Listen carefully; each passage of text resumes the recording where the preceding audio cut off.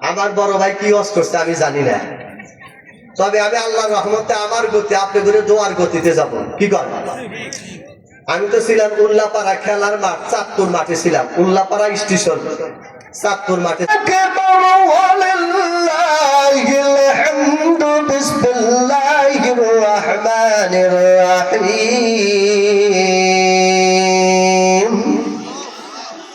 أينما تكونوا يدرككم الموت ولو كنتم في بروج مشيدة صدق الله العظيم।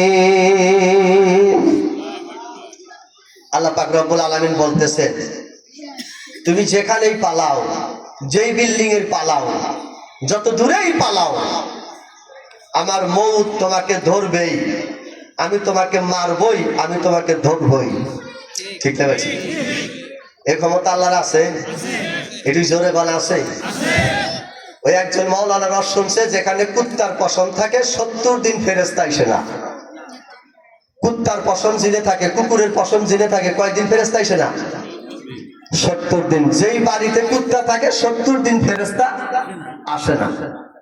এই বেটা মৌলবী রসিনা চিন্তা করছে, 70 দিন এই কুত্তার লোম থাকলে ফেরেশতা আসে না, তাইলে আব্বা যেহেতু অসুস্থ, কুত্তার লোম তুইলে আব্বার একটা তাবিজ বানা দেই, গলায় দেই, আব্বার 70 দিন মরবো না, 70 দিন পরে আর একটা দিব। আচ্ছা কনছে মৌত কুত্তা টুত্তা মানে এই বেটা আসতে পেরে বাসায় এসে কুত্তার পিঠের থেকে লোম তুইলে তাবিজে বইলে আব্বার গলায় বান্ধা দিয়ে কয়, আব্বা this is my challenge of guarantee, 70 দিন আর তোমার মৌত হবে। কয়দিন হবে না? 70 দিন। গলায় যখন কুত্তার লোম দেয়া তাবিজটা দিয়া কাজ করার জন্য গেছে, 3 দিন পরে আম্মায় ফোন দিছে, হ্যালো বাবা, বাবা তোর আব্বা লড়াইতে মরে গেছে। ছেলে ডাক দিয়ে, বাপ যদি বলে হুজুরে ফাটা হালাবো। কাক ফাটাইবো? হুজুর। মরছে বাপ, ফাটাইবো কাক? হুজুরে ফাটাইবো। মায়ের কয় কথা, হুজুরে হাতে গরম দেশ কে? কয় শোনো, আল উলামা ওয়ারাসাতুল আম্বিয়া, নবীর উত্তরাধিকারীর দল হলো হুজুরের দল, আলেমের দল। ওরা কোনোদিন মিথ্যা কথা বলতে পারে? ওয়াজ করছে, কুকুরের পশম যদি বাড়িতে থাকে 70 দিন ফেরেশতা আসে না, আর সেই কুত্তার পশম দিয়ে আব্বারে ডাইরেক্ট তাবিজ বানা দিছি, তারপরে যখন তো ফেরেশতা এসে আব্বারে মারছে, তাহলে হুজুর 2 নাম্বার। কেন 2 নাম্বার? হুজুর 2 নাম্বার। বাড়িতে আসার পরে সবাই ডাক দিয়ে কয়, হুজুর তো 2 নাম্বার। এখন সব বাড়িগুলি ডাক দিয়ে কয়, বাবা বাড়িতে রহমতের ফেরেশতা আসে না, কিন্তু মালা 7 বছর পর্যন্ত 7000 সৈন্য নিয়ে জেলখানার ভিতরে কাটাইছেন।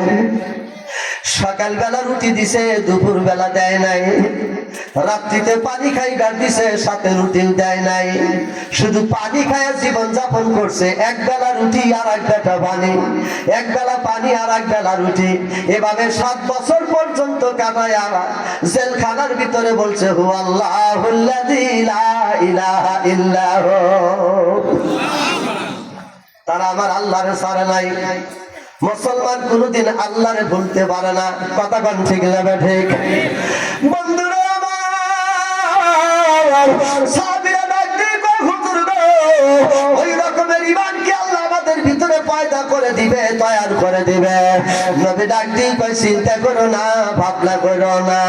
ওই পূর্ববর্তী বাদশা নামদার যত ধৈর্য ধারণ করছে, ওই রকম ধৈর্য ধারণকারী মুসলমান যদি 70 বছর নামাজ পড়ে, আমি আখেরি জামানার পয়গম্বরের উম্মত হওয়ার কারণে তোমরা 2 রাকাত নামাজ পড়লে ওদের 70 বছরের নামাজের সমান।